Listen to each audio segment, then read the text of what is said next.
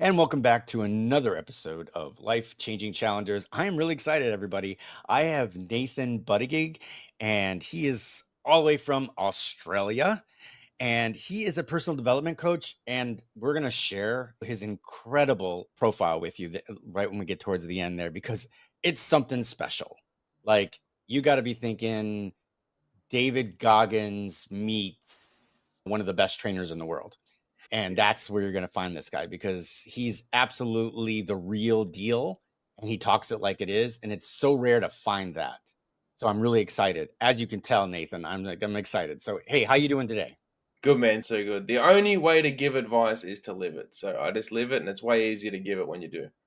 Absolutely. The same, I do the same thing with my clients. But first, let me ask you a question. Nathan, can you tell us a little bit about your childhood? What was the area you grew up in? And what was it like to be Nathan as a kid? I was mainly like a pretty shy kid, pretty awkward, socially awkward. I didn't talk much. I gamed a lot. I grew up where I am right now. You'll find out why later on. But I'm in a tiny house on my parents' property in South Gippsland, Victoria, Australia. And yeah, I grew up here, man. It's quiet out here. It's green. It's farming country. Like I grew up with, I was had a really good childhood. My parents were good. They stayed together. Like mum and dad That's never fought in front of us. There was no like drug abuse. There was no like everyone drinks in like Australia, super young. Like that's kind of just the culture. So there was nothing like crazy bad. It was just yeah. Growing up, I mainly just gamed. I was a quiet kid. I just liked my own space and doing my own thing. And I guess later on is when we got into all the party stuff. But yeah, what brothers and sisters? yeah, I got two sisters. One I haven't seen in probably uh, 17 years or something like Oh that, my God. and then one brother as well. One of my brothers, one of my sisters have different dads. One of my sisters is the same dad as me. All right. And so are you is I'm the which one youngest of of your four. you're the youngest. And the Yeah, I'm the sister you haven't youngest. seen in 17 years, is that the full sister or is that the half sister? She's half different dad. Okay. All right. And the rest, are you still close? I'm pretty close with my full sister and my brother as well. We're pretty close. Our family isn't like super under each other's feet all the time. We catch up and we say what's up and kind of stuff like that. It's nothing crazy. My chick, her sisters, they're all tight as, like they talk to each other every day. They're giving each other updates on everything. We're not like that. We just catch up whenever and we talk for a while. So it's my family's kind of like the same way. A lot of my family lives in North Carolina, but we all grew up in Chicago. And that's so we all just kind of like separated and moved away in Yeah, different places. But I will say that even though I haven't spoken with him, like I have a cousin I haven't spoke with in, I don't know, 15 years. I gotta tell you, if I contacted him and said I needed help, he'd be there. Is that the kind of the yeah, same thing? yeah, yeah. It's the same with me. My whole family is like that. That's I'm lucky that's in the sense that mum and dad are set up like that. yeah, exactly. I think my parents and my parents' siblings, they all provided that same thing, and then their families provided it. So it's like, all right, you know what? We could be mad at each other as a family, but if you need something, I'm there. A Yeah, little yeah, help. yeah, that's right, So yeah. You gotta put, like, little stuff to the side with the family. We've had to do the same a lot of times, but not with the not with the sister, that's all. I get it. So you said you started gaming. You were gaming all the time. How'd that start? Oh, yeah, I was gaming at, like, 7 years old, I got a Game Boy, and then probably 10, 12 years old, I got a PlayStation with Black Ops 1, and then after Black Ops 1, that was just my life. I played other games like Ratchet& and Clank and played, like, Tony Hawk and Need for Speed, stuff like that, but once I got COD, that was it. That was my life. I obsessed over that. There was at one point, I was 27th in the world, Australia, New Zealand servers at Black Ops 1. So Wow. yeah, it was like I That's- made my main account was iScope JFK 765, and then I made heaps of other ones because you try to get like a good KD and hit ranks and stuff like that. And then Black Ops 2 as well, we played the shit out of. I was pretty good at that. Yeah, it was just like public matches. I wanted to, as a kid, upload videos and stuff, but mum and dad like kind of never let me.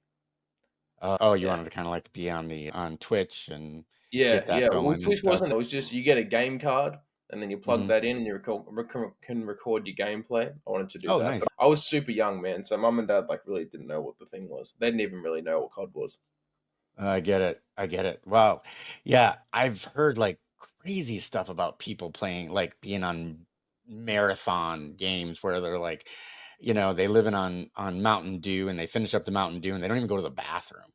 I was I like think that as a kid, there for was an sure. article about a guy that had kidney problems because that's Oh, all he yeah? was doing, you know, holding it for like 12 hours while he was playing and stuff Jeez. until he finally, yeah, I was like, that's just crazy to me. But No, then, I got a bladder of a puppy, man, so I go to the toilet all the time.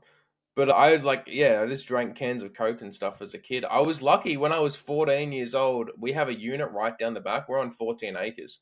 So, we have a unit down the back, and when I was 14 years old, I moved into that. So I had my own space, my own internet, and then mum and dad, like, just did shopping for me, like, every once in a while. So I was living it as a kid. oh my God, Yep. I just 14? Did yeah, you I was just just stay?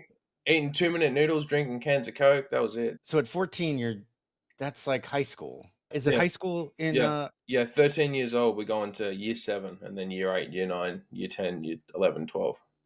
so how are your grades? Oh, that was dog shit. Yeah, no, no, not good. Because you were gaming all the time. I just didn't care about anything other than playing games and being good at COD.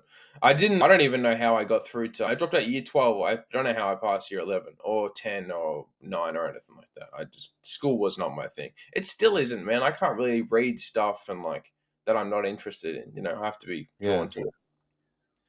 So you're, for all intents and purposes, a high school dropout. Yeah, 100%. I Yeah, love last that. last year of That, high that school for anyone in other countries. The last year of high school, I dropped out. We have a program here called VCAL. You do 1 day of work and then 1 day of, like, TAFE, which is like a they teach you trades and stuff like that, Mhm. like trade school. So, I did that for year 10, 11, and then 12 came around and I just left because I wasn't going anywhere. See, it's so cool because just by going over your Instagram, I know that I can just say that, right? Like anybody else, I'd be like, so you dropped out at year 12, you were a senior and you left. I couldn't say, oh, so basically you're a high school dropout, like I just did. But you are so real that I felt like after going through your videos on Instagram, I'm like, I can just say that to this guy. He's real. I have no problem. I think anyone being offended, it's a problem with them, not with the problem with the other person. Yes. Yeah, Oh, so if you go through I've got so many episodes where I sit there and I talk to people and I'm like, offense is in the eye of the offended. yeah, that's I right. If just, it hurts you, that's a pain point of yours. right. Yeah, Exactly. you gotta fix that. Yeah. 95% of the language that comes out of people's mouth is not meant to offend. That's right, yeah. So if you're taking offense to it, that's your problem, not theirs. If you're offended by the truth as well. If you're overweight and I call you fat and that hurts, that's a huge problem for you. You should be trying to fix that. If the truth hurts, like you gotta fix that, man. You can't live a life lying to yourself constantly and staying away from the truth because you'll never have a worldview that will serve you. You'll never be able to open up to full truth. You're constantly lying to yourself, constantly trying to avoid it. You can't really know what's going on. Oh, you should come to America and be a politician. You'd be great. Yeah, No, I don't lie. for the right side, for the Republicans, but that'd be great. But okay, so you were gaming all the time. You decided to drop out of high school, and you were still gaming. I'm assuming. Um, where did the dark side pop up for you? Because gaming's not necessarily a bad thing. I mean, it. It can be a bad thing. If your whole life is going to something that isn't progressing it, then it's definitely a bad thing. So Oh, whether it's food, whether it's gaming, whether it's drinking, whether it's drugs, these are all massive vices because they don't better your life in any way. Your main point of life, your main focus of life wants to be progressing it, making money, getting in shape, getting smarter, something that's moving you forward. no, I agree with that. I agree that okay, so we had to change the vocabulary.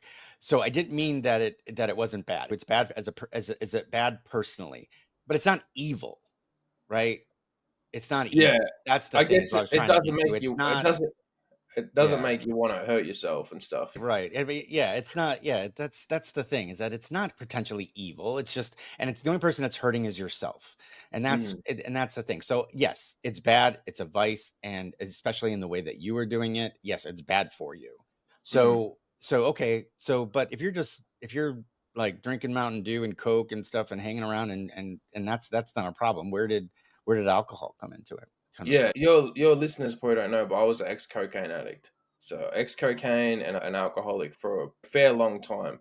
And that happened like when we were I wasn't doing coke at 16 years old, but we started drinking super young.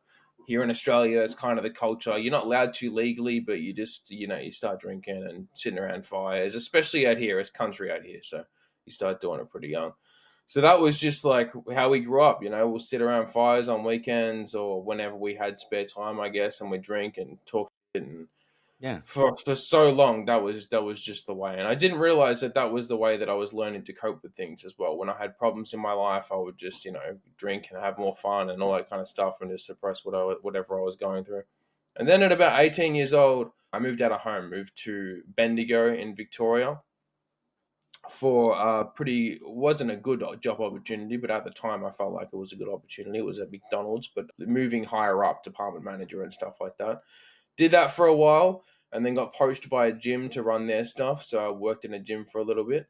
Wait, hold on a second. I You mean, step you're back because talking I about. like I like things like super simple and like so yeah, stop me whenever you want. Otherwise I'll just run through like a whole timeline in like 5 minutes. Yeah, and I'm okay with that. So, and I should have probably prepped you for that. I'll progress you forward. I mean, that's super interesting. Okay, so I worked at McDonald's, right? I was there, and I did the same thing when I was, going in between college semesters and stuff. I would always go back to Mhm, the same McDonald's. So I understand that. But mhm. how you got poached from McDonald's to run a gym, that's Yeah, a so story.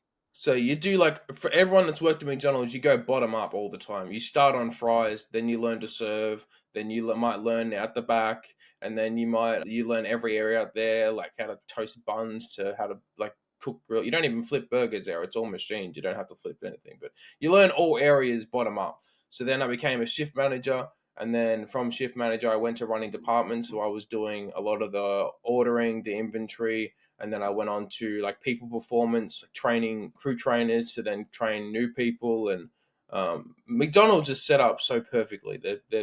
They cover every single area. And then I was doing hiring and firing for a little bit in that department. And then I was moving on to my last department to then become a store manager to run everything from my own. And as I was working overnights at the time, and the gym that was opening up was only down the road, and they were coming in because they were setting up late at night, getting everything ready for opening and stuff like that. And they're like, "Oh, we need someone that's going to end up managing in like a couple of months. Would you be interested?" And I was like, "Oh yeah, that sounds good." We were just talking on shift or whatever. It wasn't anything crazy. The the girl I was with applied for that gym. She applied for a position there. And then they messaged her and said, "Can you get your boyfriend Nathan to apply? We're reviewing yours." Anyway, they fully fucked me because I got the position, she didn't get the position. And then so she stayed. She was working at McDonald's as well. She stayed there, and then we ended up breaking up. We were together 7 years, and you know things just happen. It was a first relationship. You just learn as you go. But yeah, so I got the position at the gym. She didn't. She stayed at McDonald's. We kind of after that it was the nail in the coffin, and then we kind of started splitting from there and called it a bit later. But yeah, the gym was fun as that was the best job I ever had. It was just reception. I was going on to manage it, but when the gym never got off its feet before COVID hit. So during all this time now, you're moving up the ladder here. So what would you say the span was from the time that you started on fries to the point where you were hiring? I did 6, 7 years at McDonald's, but I did 2 years from when I was in Bendigo to nearly store manager, which you can do it way quicker. If you're smart, you'll move up really quick. They need people all the time. But I did like 4 or 5 years back here at McDonald's, just like 3 hours, 10 hours a week. Just Mhm. didn't give a. Right. So when you moved to Bendigo, were you still having issues with Coke and alcohol and No, stuff? at this point, I'd never had Coke in my life. Alcohol, kind of, when we would drink, we would binge drink and just get wild as and just do like party stuff, just have fun kind of thing, what everyone calls having fun. But yeah, Coke didn't come till the end of Bendigo when like COVID hit. Where how did you get introduced to Coke? We were at a party, we were drinking, and one of the boys is like, "Oh, we should get cocaine." And I was like, "Oh, I never tried it before. I'll try it." It seemed like in my mind, it was the most expensive one, so I had to be like the cleanest. It had to be the best one. So if it was like, it wasn't gonna like, it's not putting heroin in my arm or meth or Right. anything like that. It was more expensive, so surely it's better for you and not as bad. That's not the case, but none of them are good. That's the truth. But No, yeah, absolutely. one of the boys I was drinking with got some, and we tried it for the first time, and then I never really maybe one other time I screwed with it, but then when I moved back here, because when COVID hit, I lost my job. I couldn't pay for the house I was in. The girl that I was just talking about, we split up. Phone bill, rent, all these kind of things just coming out with zero money coming in. So I went into, as well as I had a credit card and all that kind of stuff you do when you're young. I was in a pretty financial spot, so I spent a couple of days just doing nothing, just sleeping, kind of depressed on the situation. I just went from like training all the time, having the best job, all these people around me. COVID hits, boom, everything stops, and the only option was to come back to mum and dad's, which I didn't want to do because that's what my siblings have done their whole life. They just rinse and repeat coming back. But it was the only option. It was either that or be homeless. So I came back here one night at 3 a.m. Bendigo to here is about 3 hours. So I rocked up here at 3 a.m. and mum was happy to see me back, and I lived in the house for a bit. And that's when I got a new job down here, and then kind of met someone that deals in a lot of drugs and got into cocaine way more and all that kind of stuff, drinking way more. Okay, so you're at home, you drop out of school, and all you're doing is gaming. And Mhm. then you got this job at McDonald's, you're doing 3 to 10. Like, where did training comes in? Is that when you started at the gym I Bendigo? was I was super small as a kid. I was probably 17 years old. I think I was 50 kilo or something like that, 55 kilo. And then so I went to gym first when I was 17 years old. And I was going, like casually, I guess. You don't Right. really go 6 days a week when you start. So I guess I was in and out the whole time. And then when I went to Bendigo, I was pretty into it, going like 4 or 5 days a week. And then when I worked out of the gym, I was training all the time. I was studying myself, not through any university or anything like that, just self teaching through videos, through reading, Yeah. through everything. I got hired at the gym on overnights, and overnights, once your cleaning's done, you get no people through the door. It's just super Right. boring. But I just used that time to study macros, study how to set up training programs, muscle groups, everything, hypertrophy, strength training, everything. I just self-taught. I had so much time, dude. They were 8 hour shifts, maybe 6 hours. I'd see no one, so I just read and watched. Yeah, I started coaching because of an injury that an orthopedic surgeon and a neurosurgeon both agreed that I would never run more than 2 miles for the rest of my life. And that was 37 marathons ago, 5 Yeah, Ironmans, and a ton of other stuff before. So I was exactly like you. I was on my back recovering, and that's all I yeah, was doing was reading and reading and yeah. finding stuff and getting as much material as I possibly could. So I I'm could I'm realize. better. I'm That's the only way I can learn is self-taught. I like having mentors and stuff is good, but I'm like if I can find the information myself and connect dots myself, it sticks way better and do Yeah, it. I hear you. I definitely hear that. So you were already had started like learning macros and learning what was good for you and everything before you were on cocaine. Yeah, That's I was into it. I was 6, 7 days a week. I was training other people at the gym that wasn't getting paid for it because I was like, I'm not qualified, but I can run you right. through programs. And I just love doing it. I love being at the gym, everything.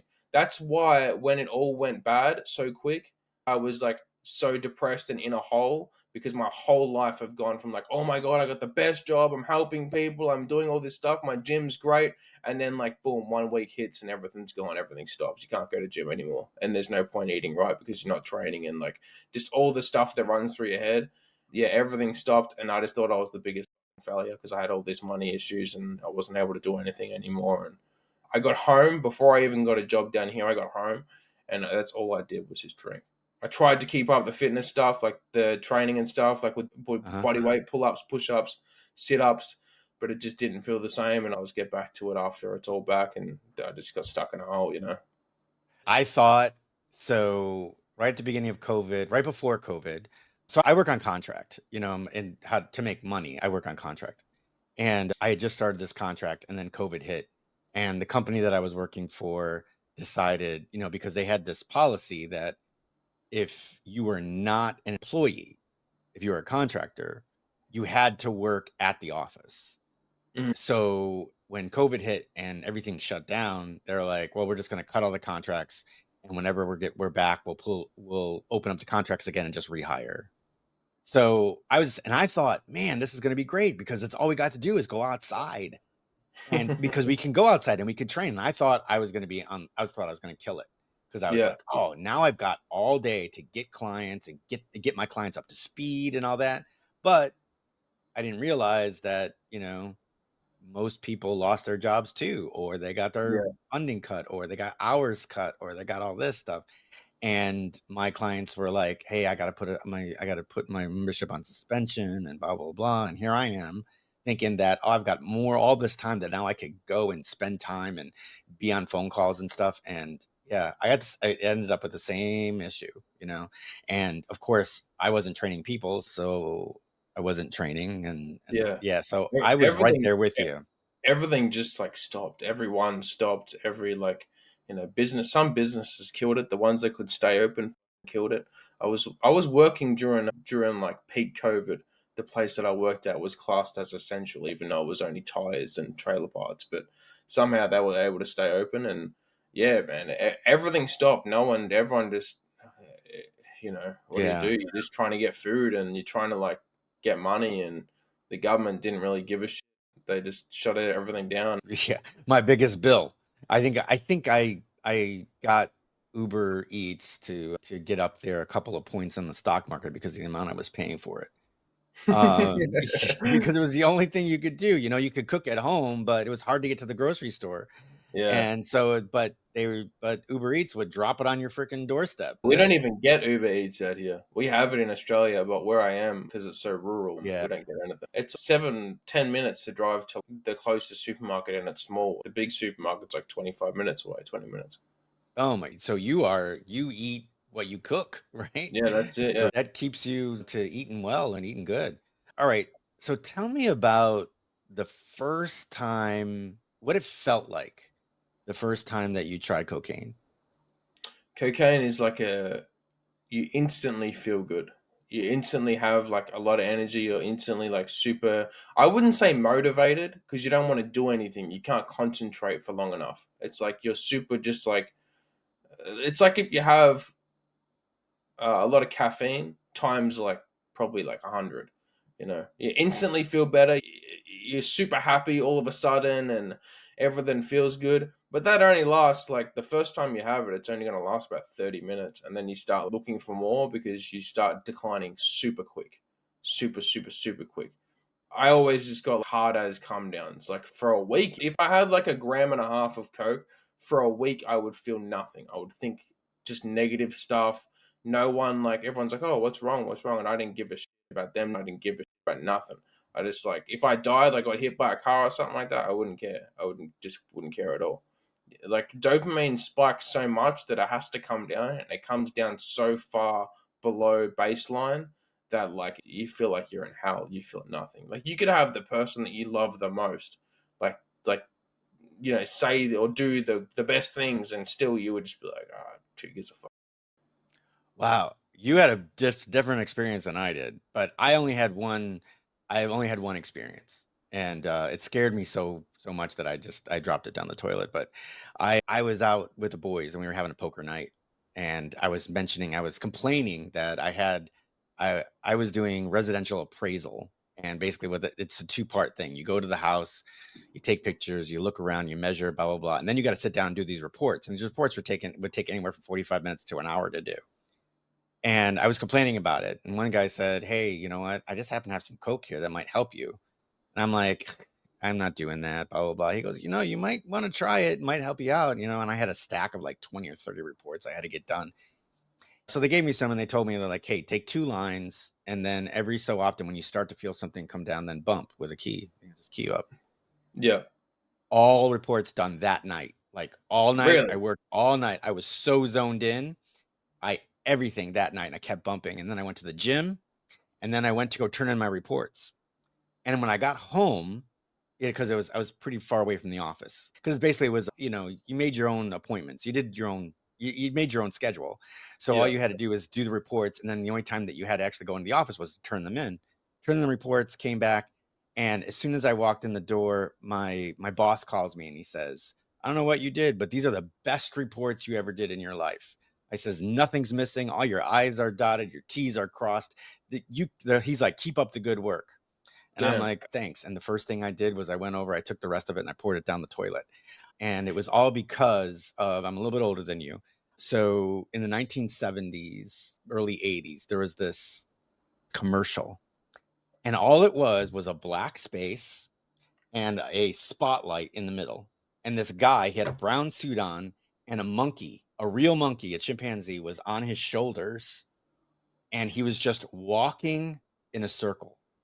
And he would say, I do coke so I could work longer, so I can make more money, so I can do more coke, so I can make more money, so I could work longer, so I could buy more coke, so I could work longer, so I can make more money, so I could buy more coke. And he just did this circle. And that's the first thing I did. I was like, but I will tell you, I slept for 36 hours after that. The last time I had coke was I was up for 40 hours straight. Yeah, with coke. Yeah, I tried going to sleep for like 20 hours. I just laid in bed. I couldn't. I got the Oh. worst sleeps on that stuff. It tortured me. That Well, I mean, I'm talking about after he came down. Like it was out of after when it cleared my system because I'd been up, right? yeah, That it just like you said, you crashed hard. You went into depression. This yeah, was the yeah. first time of me like constantly. And then when it finally left, I slept. I was gone 36 Mhm. hours. But that stuff scared me. But I can't imagine going into a depression like that. Well, I was having it like everyone thinks like cocaine addict. Oh, you go partying and stuff all the time. But this wasn't partying. This was like I'd be mowing the lawns and having coke, Hmm. or I'd be at work and I'd be having coke. It becomes a normal thing of your life. You're just like you have stuff on you most of the time. You're bumping up nearly every day. You're getting stuff every like 4 days or whatever. It's an expensive habit for one, but really, Yes. two, you never feel more depressed than after coke for me. Yeah, my depression showed up in sleep, and it was like I said, I only had the one experience. You kept going, and I could see where keep having that stuff in your system. So, what was the turning point where you finally decided that no, this is done. I'm done with this. Well, I gave up alcohol first. I stopped drinking in was it 2021? I think I stopped drinking the day after Christmas. And then I didn't stop coke till about a year and a half after that. And the only thing that really stopped me, because I was like, oh, I'm not drinking anymore. I'll just do coke every time we go out instead. So I was what they call dry sniffing. I just go into the bathroom at work and put like line it up, bit up on my phone, and then sniff it off there. But the last time I had it was I had a pretty decent break for a little bit, maybe like a couple of weeks, 2 weeks without it. And then I was like, oh, fuck it, me and the boys are going to go out on the weekend, like go and do something on the weekend. I'll get some. So it was like a Wednesday or Thursday night that I organized it to get it for the weekend, which is pretty stupid to do. Pretty stupid to get it in the first place. But that night I got it because I'm like, oh, I'm not going to touch it. I got like an 8 ball, if you know what that is. It's Hmm. like 3 and a bit grams here. But I got that, and then I got home that night, and I was like, "Oh, I'll just have a little bit," and I ended up nearly having the whole lot in one night, and it was up for ages. I was having the time of my life whilst I was on it, but then, like, when it got, like, maybe 5, 10 hours in, I was just watching YouTube videos of how addicts had overcome their cocaine addiction and just I was everything they were explaining, like I was going through and all that kind of stuff, and I was like, "Damn, man, I got a fucking huge problem," and I just started having way more to try to like feel better from it. And yeah, like I said, I mean, before I even tried to sleep, I was like, I rang up a friend and told him like I'm in trouble. Like I was massively panicky. I was hugely anxious and just like almost in a state of like schizophrenia, just a weird state of just like not what was not me at all. I rang my friend up and they said to me, I don't know like who you are. You're not talking like you. You're not like you're not you right now. And they're like flush the stuff, and I was like, no, I can't flush it because it's weird when like something really has a hold on you. Like I was like, no, I can't flush it. I can't waste the money. Like I'll just finish the bag or I'll just finish the lot or whatever. And they were like, no, you have to flush it. I didn't end up flushing. I ended up just putting it aside and somehow using my willpower. But I was that scared at that time that it was just I didn't want to touch it. I convinced myself that it was like from the devil. And then that night when I was trying to sleep, that night I took the next day off work. I told them that I was sick. And I was having like these awake dreams, like my eyes were closed, but I wasn't asleep, of just like constant, just like my biggest fears. I can't even really remember it. It was that crazy, but just like a highlight reel of every fear that you've ever thought, and just nightmares, like, but you're awake, you know. One of my guys that was an ex-addict, he said that I explained it to him one day, and he said it sounded like a state of like psychosis. Like I was awake, but I was like dreaming, and it was just like nightmares over and over and over again. And after that, I woke up the next day. I don't like I'm already like a pretty strong-willed person. Like I drank for so long, and then just one day, like decided I'm never going to do this again. It doesn't really serve me. So then the next day, I said like I can't have it. And I really had to convince myself that it was properly evil, and it is properly evil. But I really had to like yeah, I have full set of background on my phone that it was just like I wrote never again in text and just put it as a background on my phone so I knew what was up, and yeah, got rid of it after that. Never tried it again. Never even been around it since then. That's amazing that somebody that has done it for that long, you just go cold turkey. But yeah, that lucid dreaming, yeah, that's the worst. I've been through that. Yeah, So, I don't even know what it was, man. It was horrifying. yeah. I Well, convinced that's what kind of helped me convince myself. I said those thoughts and like that state I was in, like is like unworldly. Like it was very easy to convince myself that I was like possessed by something. So I was like that has to be like that has to tell you the actions that you're participating in that time are just bring you to that point, bring you to that low like devil state. that's association. That is the perfect Pavlovian like case study of association. You finally associated doing cocaine with evil, and it kept you from going forth. That's actually pretty amazing because now, obviously, you've got people that have been doing cocaine for years, and they end up in rehab for 30 days, and then they come back and they're around it again and they can't stop and they got to keep going. Maybe that's the maybe that you might have just come upon a way to cure a lot of people just Well, by that's thinking. that's the key. Whatever it is you're trying to overcome, whether it's being fat or whether it's drinking or whether it's drugs or whatever, you have to believe that it's a bad thing. You don't want to live like that. You hate it. You have to hate who Mhm. you are at the time or the drug that you're trying to get off of. You have to come to the realization that this stuff is disgusting. I don't want to be a part of it. Once you start talking to it like that, you're not going to keep smoking cigarettes if you know you're a disgusting being every time you do it. It'll hurt too much. So you just, yeah. And that's like another case for real talk that I'm hearing. So, there's a lot of people out there and a lot of our so-called gurus that sit there and say, you can't, nothing should be negative self-talk. You should never do that. And what you're talking about is negative self-talk, but I think it's negative self-talk in a positive way. Yeah, well, It it's takes, yeah, yeah, it's and bringing that's you to a positive place. If you're right. saying like I'm sick of being a fat ass, I feel like a joke all the time. I look bad in every clothes that I'm in. Like I should be able to, be motivating and inspiring and not lazy to other people. That's you're talking harsh to yourself, but it's in a positive manner. You're bringing yourself up. That's why I always say I'm not calling people out. I'm calling people up. You already know that you don't like about yourself. That's amazing. All right. I don't like calling people out. I like calling people up. Yeah. That is a quote. That one's going in the quote box right there. That's fantastic. No, I'm Yeah. serious. If you really think about it, because I'm all about it. And I'm gonna assume that you've heard about David Goggins. Yeah. Yeah. Yeah. I mean, that guy is epitome of this. He doesn't talk as harsh as you do. I think you're better at it, but he's kind of like the same way. He said, gotta get up, gotta get going. You know what I mean? I'm not temperature. He says injury. Nah, you just keep going. He's a super mentally hard person, mentally tough. I Yeah. watch a Billy Goggins All right. whenever he So pops up. I will, you might maybe while you're working out, but I'm going to give you something. He's got two books. One book is You Can't Hurt Me. The other one is Did Not Finish. Mhm. And those two books. Now, not reading the audiobooks. The audiobooks are out of this world. Here's the reason. And he's one of the only people that I know that do this. He's got his ghostwriter, Adam, and Adam reads it. But he gets to a certain point where there's like some sort of big event that happened in the book. And he stops reading and he says, Goggins, man, We need to break this down. You need to tell me more about it. And then David comes on the audiobook and they do like a podcast where they're talking to each other about what was going on inside his mind during that point. What was he feeling? And then he gives points on the ways that he changed his mind and the way he started to really challenge himself. Because the idea is for him was, and I talk about this to my clients all the time. I'm like, your mind will quit 100 times before your body does. Your body can take so much more than we give it credit for, but our mind gets in the way.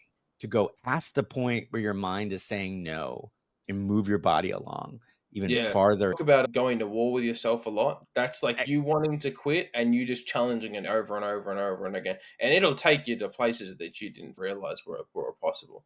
And take you to mind states where you're so enlightened and so happy and so wise in moments. Like after a massive run or after you've overcome this huge fear, it'll take you to such an enlightened state. I call it going to war with yourself. But we have mentors throughout our life that their words and their voice really speaks and really gets in. People like Wes Watson is massive one for me. Andy Frisella is a massive one for me. Andy Frisella, yeah. I think the first ever podcast I listened to was Mindset Mentor, but he's like he doesn't click anymore with me. That's I needed it at the time, but yeah, Andy Frisella and Wes Watson are like the two dudes for me. Yeah, Andy Frisella is awesome. Can you give me any story that you've done yourself where you went to war with yourself and then what was the situation and then how you felt afterwards? But And what made you that last time I did coke was that like okay. having to stop when everything like when people say you get spoken to like by the devil, you f***ing do, bro. When I was like that, it was telling me like, oh, just finish it, like just have more, like you can't stop, can't stuff like that. That was the biggest time ever. But like I've done like not long runs. I don't run for long, but runs that are super hard. I'll tell you mine. Nothing like marathons or Yeah. Ironmans or anything like that. I'll give you mine. It happened actually twice. Third Ironman, and I'm having the worst race. I got into the water. I got kicked in the face. My goggles flew off. I spent 10 minutes trying to find my goggles. Then I finally get through the swim and realized that I had a quick release on my watch and lost it. Now, on that watch was all my nutrition timing. It told me Damn. what time it was. It told me what my pace was, everything to make sure that I can maintain what I was doing. And here it was. And not only so I'm coming out of I come out of the water and literally I hear Mike Daniels on the speaker. He says, and the last person that's going to qualify to continue on to the bike is coming out of the water right now. That was me. I barely made cutoff. And I'm Damn. thinking, okay, I could take 5-10 minutes. I can sit in the transition while I'm getting dressed and I can calm myself. I get back on the bike. I'll be fine. And I'm feeling nauseous at this point. I get in there and the guys are saying to me, they're like, hey, we need you out of here in 4 minutes. Otherwise, you DQ. And I went, whoa. So I got back on the bike. I'm thinking, okay, now I'll just like, I'll recover on the bike. But I'm nauseous because I've taken in so much seawater. And Yeah. I have a vasovagal reflex. So I pass out when I throw up, you know? So I pulled my bike over and I put it over to the fence and I threw up and I passed out, got back up, got back to my bike. And about 20 miles in, I'm like, you know what? At the next aid station, if I don't feel well, I'm just going to turn around and call it a day and forget it. And I got to the next aid station and all I thought about was, well, hell, 25 miles in, if I turn back, I've got 50 and that's halfway to finishing up the thing anyway. So I'm like, I might as well just keep trying and keep going forward. Luckily, I felt better and I felt better and better. And I got better. I ended up passing like 500 people on the bike as I started feeling better. But I Damn. was ready to quit. And I'm like, in your head, all my head was, I was like, Minus, you never quit anything in your life. Why would you possibly quit this now? And yeah, so it wasn't the greatest race. It didn't have the greatest time at all, but I finished the damn thing. I'm like, screw, I'm living to fight today. Yeah, I think Um, the best way to push through anything is force yourself into a position where you have to. Like the old saying of like burn the boats is the only way. If you're scared to get on a podcast and you just start a podcast, there's no going back once you started it. Or if like, you can quit out of a workout or whatever like that. But if you like take someone with you and like you say like we're going like full through this, or it's just you always do that. With like I've paid like $15,000 for coaching and like to force myself into a position where I had to do stuff.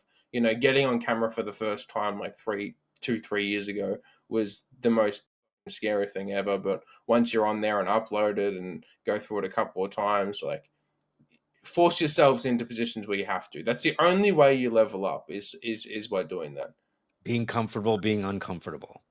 That's right. Yeah. Yeah. You'd have to work harder to go back to the start.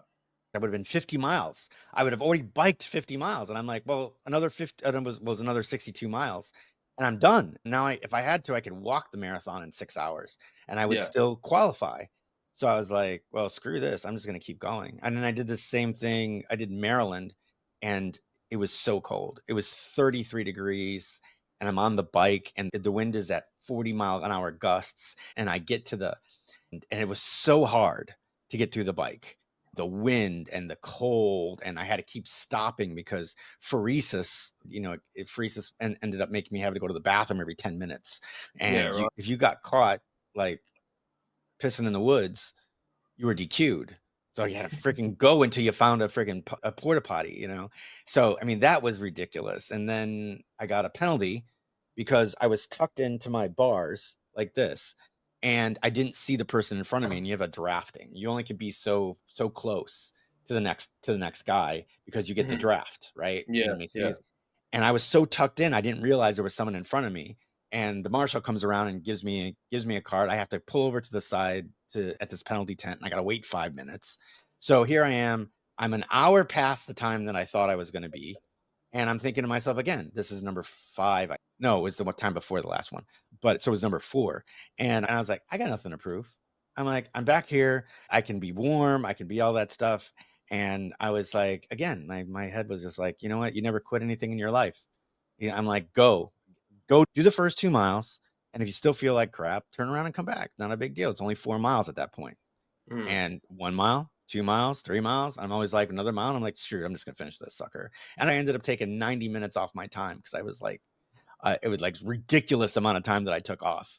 And I was like, no, I'm just gonna keep going. But so I get that. I totally get I that. think But some of the hardest times I've had, like, physically were, like, putting myself on, like, super low calories for, like, weeks and weeks and weeks and weeks, and when you get into, like, just cut yeah, fat off and get super shredded and stuff like that, it's, like, a part of bodybuilding. Not for fighting or anything like that, just for bodybuilding, and, right. like, 10 weeks in when you've been on, like I maintain on, like, 3,000 calories.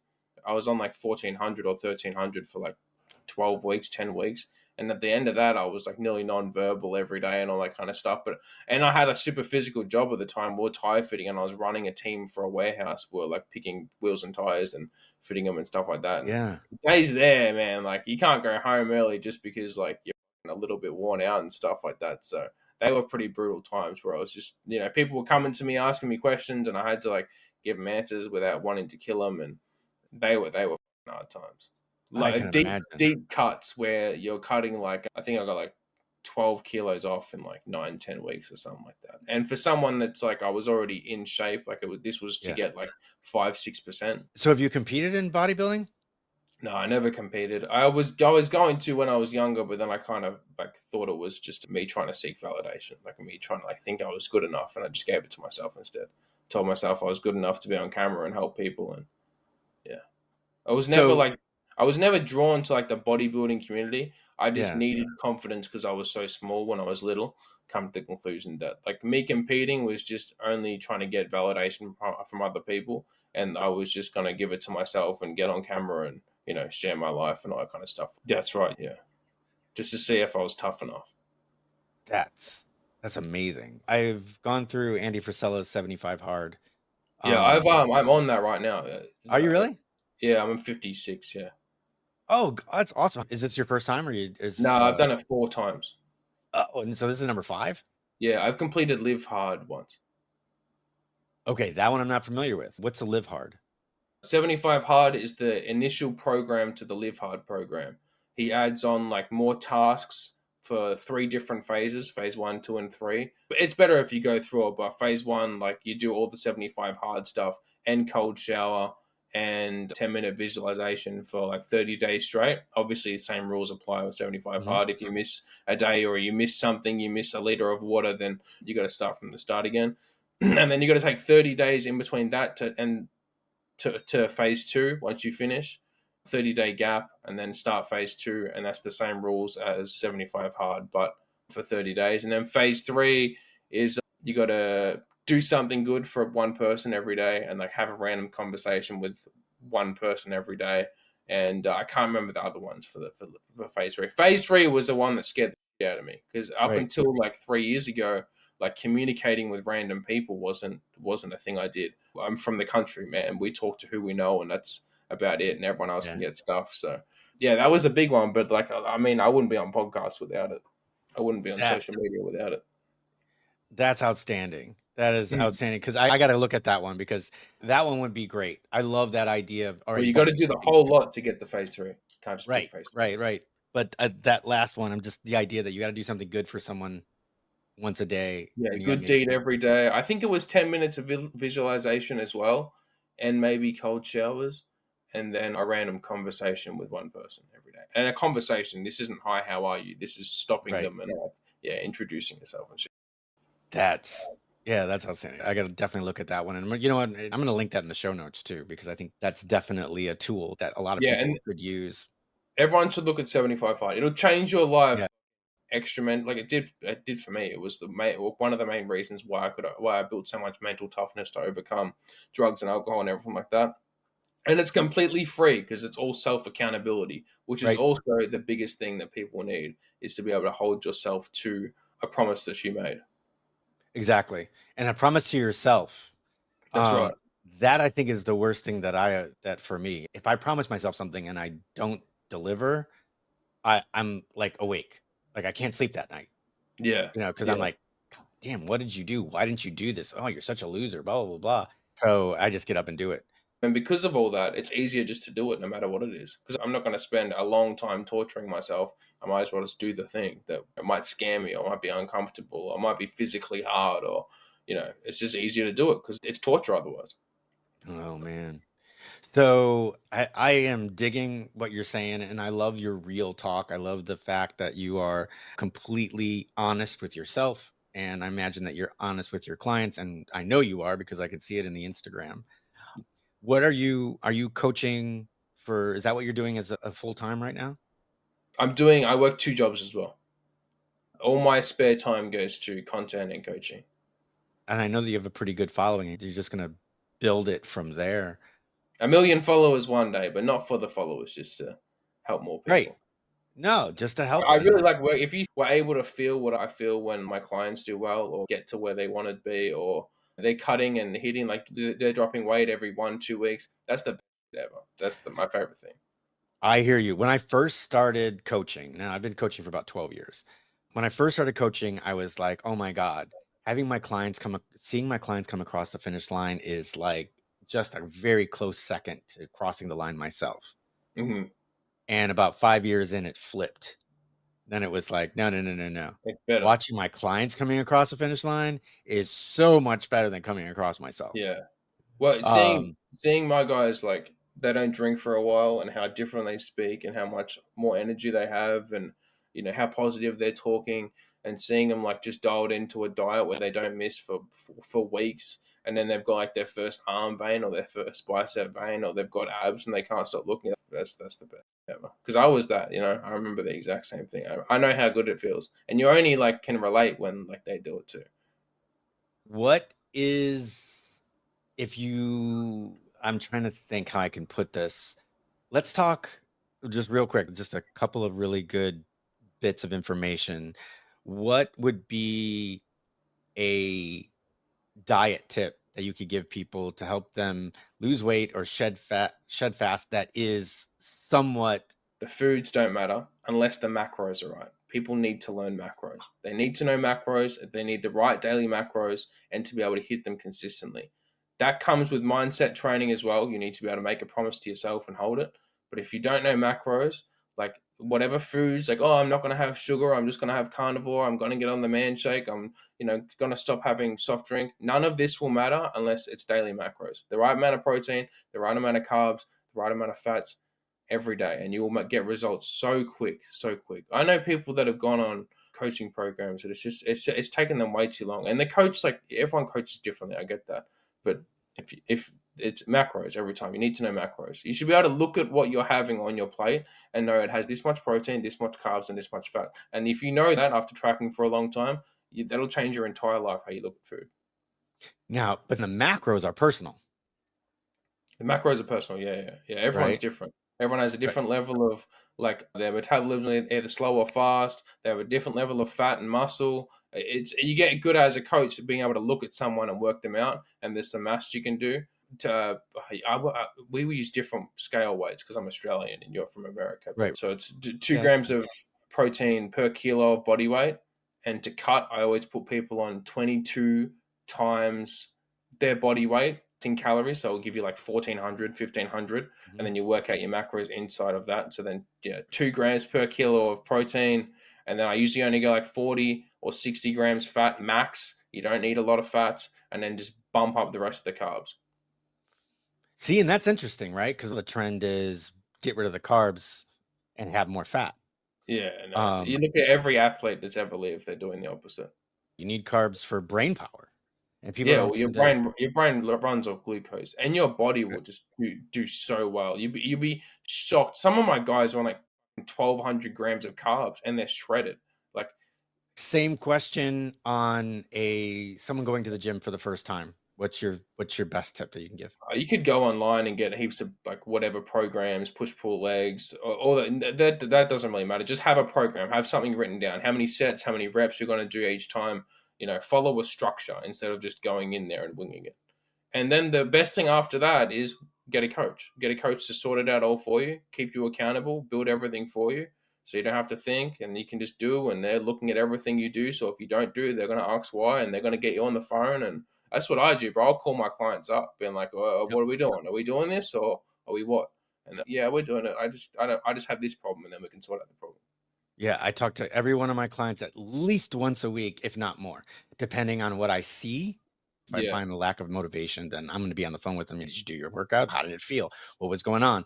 And within 3 days, they're back on track. Something we do team weekly calls, so everyone will jump on a call. That's where we go through mindset and training and nutrition and all that kind of stuff.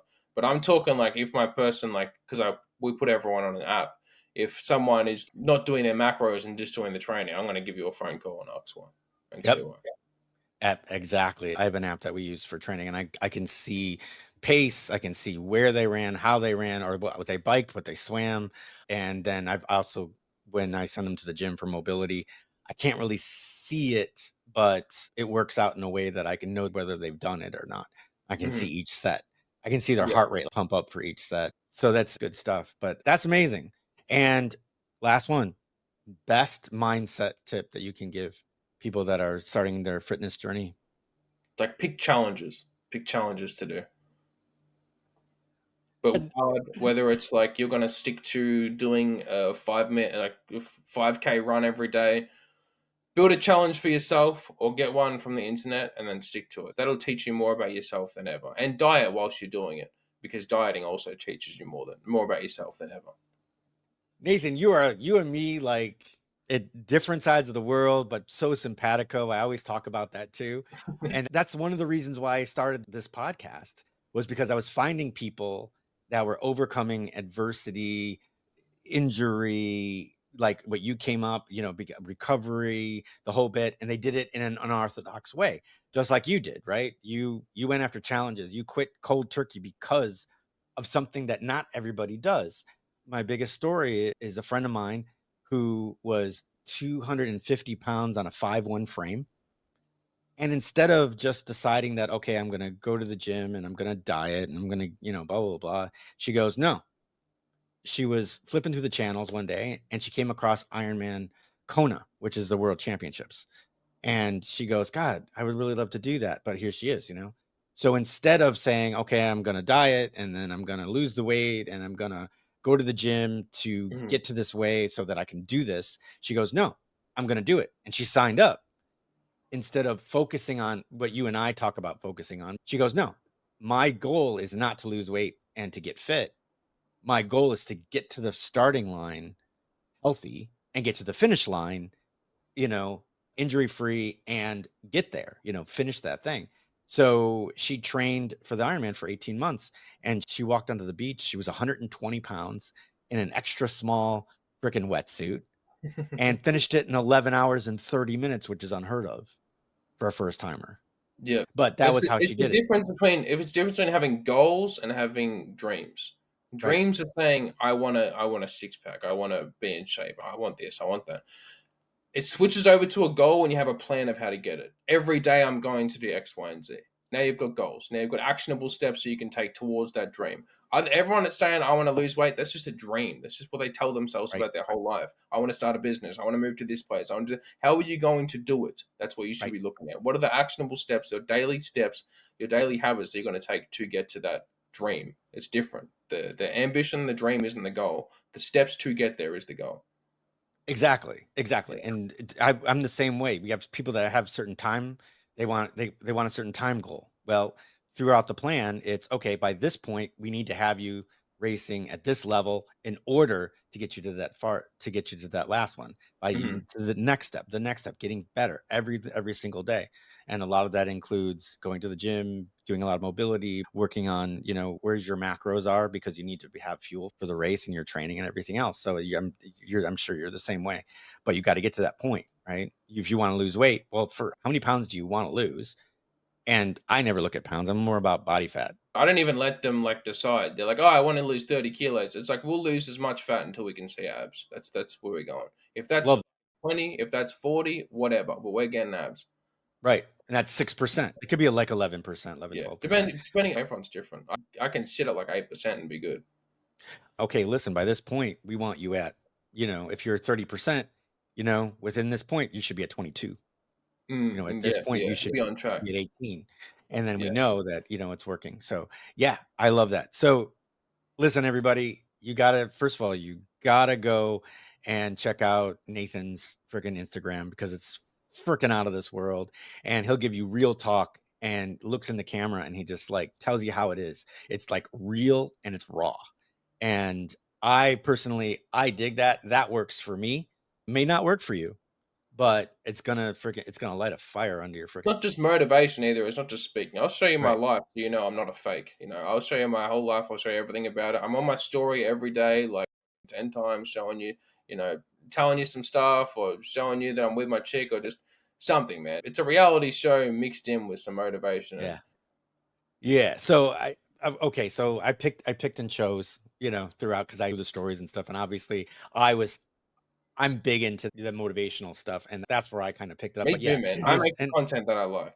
and his girl's pretty hot too. So you have to check that out. You won't miss out on that. But yeah, no, absolutely. So I'm gonna make sure that his Instagram is there because that's the big thing. Do you have anything else? Do you have a website or anything like that? Send me a message. I'm a person, so talk to me like a person. Yeah, there you go. So he just gave you permission to slide into his DMs. So definitely do that if you want anything, if you just want to talk to him or just ask him about some of his stories and some of the things that he came up with. And I'm sure he'll be happy to talk to you wherever you are in the world. So I agree. So anyway, listen, Nathan, this has been amazing. And you've given some freaking amazing advice and have been really motivating and pointing people towards their desires, which is what we are all about on Life Changing Challengers. So I really, really appreciate it. Thank you so much. Thank you. If you're watching this on YouTube, please go ahead and hit that like, subscribe, and hit that notification bell. If you're on Apple or on Spotify, either leave a comment or give us a review. For Nathan and myself, we will see you in the next one. Peace.